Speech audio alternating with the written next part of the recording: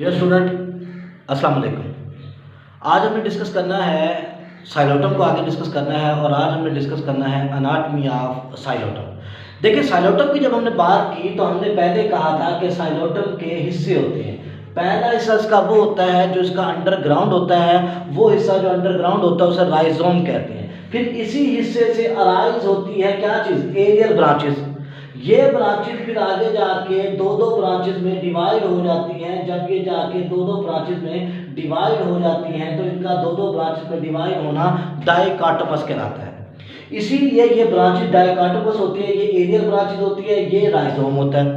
अब हमने इसको देखना है कि इसकी एरियल ब्रांचेस के अंदर जो है वो अनाटमी कैसे होती है, ठीक हो गया। और हमने देखना है कि इसके राइजोम की कैसे होती है। अब जाहिर बात है कि जो बेस वाली ब्रांच है, ठीक है, इसे हम कंसीडर करेंगे स्टेम के तौर पर, क्योंकि ये मेन एक्सिस है। हालांकि स्टेम नहीं है, ये स्टेम से ही निकली क्या एक एरियल ब्रांच है, लेकिन जो राइजोम होता है वो अंडरग्राउंड स्टेम होता है। तो क्योंकि स्टेम से ही निकली है इसलिए हम इसे स्टेम के तौर पर कंसीडर करेंगे। फिर इसके बाद ऊपर वाली जो मौजूद होती है ये इसकी एरियल ब्रांचेज होती हैं, लेकिन जहाँ पर ये डाइकोटोमस होता है, डिवाइड हो रही होती है, वहाँ का स्ट्रक्चर, वहाँ की अनाटमी जो है वो थोड़ी सी क्या होती है, वो डिफरेंट होती है। तो हम इसकी डिस्कस करेंगे अनाटमी ऑफ साइलोटम के साइलोटम की अनाटमी क्या होती है। तो पहले हम उसके डिस्कस करेंगे स्टेम की, ठीक है ना। अब अनाटमी ऑफ स्टेम या एरियल ब्रांच की बात करते हैं। जब हम इसे बेस से देखते हैं तो बेस में क्या होता है, ये सर्कुलर नजर आते हैं, बिल्कुल गोल जैसे स्टेम होता है। लेकिन जैसे ये ऊपर जाएगा, ऊपर जाने के बाद पहले जब इस पर डाइकोटोमस होगी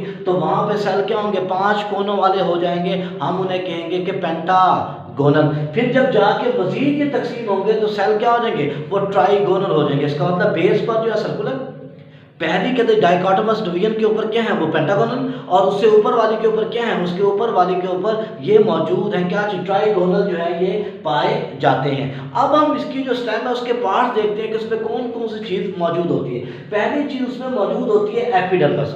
एपिडर्मस, एपी का मतलब अबव, डर्मा का मतलब स्किन होता है, यानी कि सबसे बाहर वाली जो आउटर लेयर होती है उसे एपिडर्मस कहते हैं। ये सिंगल लेयर होती है साइलोटम के अंदर भी, सबके अंदर भी। इसके अलावा ये हाईली क्यूटेनाइज होती है। अब ये क्योंकि बहुत ज़्यादा क्यूटेनाइज होती है, ये लैंड प्लांट है, लेकिन ये पूरा स्टेम का क्या होता है, ग्रीन होता है। इसलिए जो है ये क्या होते हैं, इस तरह डिवेल्प होते हैं कि इससे क्या हो, ट्रांसपरेशन या लॉस ऑफ वाटर मैक्सिमम ना हो सके, मिनिमम हो, और ये सर्वाइव कर सके। इसके अलावा क्या होता है, सिमिलर के क्या स्टोमेटा जो इसमें पाए जाते हैं वो कहाँ पाए जाते हैं, वो ग्रूव्स के अंदर। यानी कि ये अगर हम एपिडर्मल सेल्स को देखें तो एपिडर्मल सेल्स के साथ होना चाहिए स्टोमेटा, लेकिन इसमें ऐसा नहीं होता। इसमें होता ये है कि एपिडर्मल सेल्स के जो नीचे होता है, बिलो द सरफेस, वहां पर क्या होते हैं, वहां पर स्टोमेटा मौजूद होते हैं, कैविटीज के अंदर, गढ़ों के अंदर, ग्रूव के अंदर। जैसे कि जीरोफाइट कैरेक्टर होता है जिसमें स्टोमेटा संकन होते हैं, below the level of the epidermis जो है ना वो क्या होते हैं, इसमें भी मौजूद होते हैं। तो ये बेसिकली क्या होता है, ये इसकी एपिडर्मस है। एपिडर्मस के बाद इसका जो अगला हिस्सा आता है वो क्या होता है, वो आता है कॉर्टेक्स।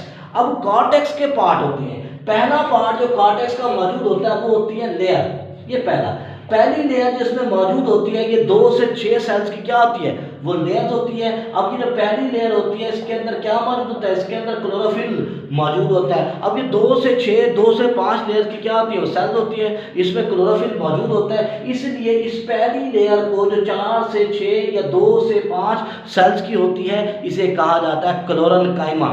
यानी कि क्या होता है, जिनमें क्लोरोफिल मौजूद हो उसे क्लोरेनकाइमा का नाम दिया जाता है, ठीक है। ये बेसिकली क्या होता है, पैरेन्काइमेटा सेल्स होते हैं, लाइव होते हैं, थिन होते हैं, लेकिन इनमें क्लोरोफिल मौजूद होता है और ये फोटोसिंथेसिस करते हैं। उसके बाद जो है वो दूसरी लेयर आती है जो क्या होती है, जो नॉन फोटोसिंथेटिक होती है, जो 2 से 4 लेयर ऑफ सेल पर मुश्तमिल होती है और थिक होती है। इसे नाम दिया जाता है, दूसरी लेयर को नाम दिया जाता है स्क्लेरेनकाइमा का। यानी कि वो टिश्यू जो वो क्या होते हैं, हार्ड होते हैं, जो सपोर्ट का काम करते हैं, क्योंकि इसमें प्रॉपर वुड तो मौजूद नहीं होती, तो इसलिए क्या करते हैं, ये इसे सपोर्ट देते हैं। तो ये दूसरी लेयर होती है कॉर्टेक्स की। तीसरी लेयर जो आती है वो क्या आती है, वो आती है तीसरी लेयर पैरेन्काइमा की, जिसमें बहुत सारी एयर स्पेसेस वगैरह भी मौजूद होती है, गैप मौजूद होता है, जहाँ पर फूड भी स्टोर होता है, जहाँ पर वाटर भी स्टोर होता है। और एरेनकाइमा की वजह से क्या होता है, यानी कि एयर स्पेसेस की वजह से, एरेनकाइमा की वजह से वहाँ पर एयर जो है वो मौजूद रहती है। तो बेसिकली कॉर्टेक्स की 3 लेयर होती हैं, क्लोरेनकाइमा, उसके बाद स्क्लेरेकाइमा, और उसके बाद क्या होती है पैरेन्काइमा या पैरेन्काइमेटस जो है ना वो लेयर मौजूद होती है 3। इसके नीचे जो है फिर एंडोडर्मस होती है, वो हम डिस्कस करते हैं। फिर इसके बाद तीसरे इसमें क्या होता है स्टीलर सिस्टम होता है। स्टील आपको मालूम है, हम पहले पढ़ चुके हैं कि स्टील कहते हैं the arrangement of vascular bundle, कि जाइलम और फ्लोएम की लोकेशन क्या होगी, क्या जाइलम बाहर होगी या अंदर होगी, या फ्लोएम ने मुकम्मल तौर पे से घेरा होगा या नहीं घेरा होगा। ठीक है, तो स्टीलर सिस्टम की जब इसमें बात की जाती है तो पहले हमने बताया कि पैरेन्काइमा के अंदर क्या होती है, ये एंडोडर्मस मौजूद होती है। क्या मौजूद होती है?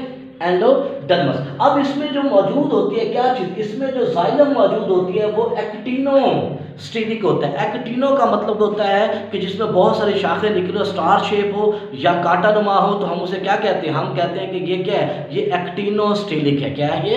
एक्टिनोस्टीलिक। तो इसमें क्या होता है, इसमें जो है वो एक्टिनोस्टील पाया जाता है जिसके 6 रिंग होते हैं, 1 2 3 4 5 6 रिंग इसके क्या होते हैं वो मौजूद होते हैं। 6 रेज इसकी, सॉरी रिंग्स कह रहा, 6 रेज इसकी क्या होती है मौजूद होती है, 6 कोने होते हैं इसके मौजूद होते हैं जो इसे स्टार शेप शक्ल देते हैं। वैसे स्टार के 5 होते हैं लेकिन क्या होता है दिखने में ये स्टार शेप जो है वो नजर आती है। इसके अंदर सीव ट्यूब्स मौजूद होते हैं, सीव सेल्स मौजूद होते हैं जो ट्रांसपोर्ट के अंदर मदद देते हैं। अब फ्लोएम कहाँ होती है, ये एंडोडर्मस है, ये जाइलम है। इस जाइलम और फ्लोएम के दरमियान जो है वो क्या होती है, वो जो है जाइलम को मुकम्मल तौर पे घेरे हुए फ्लोएम होती है।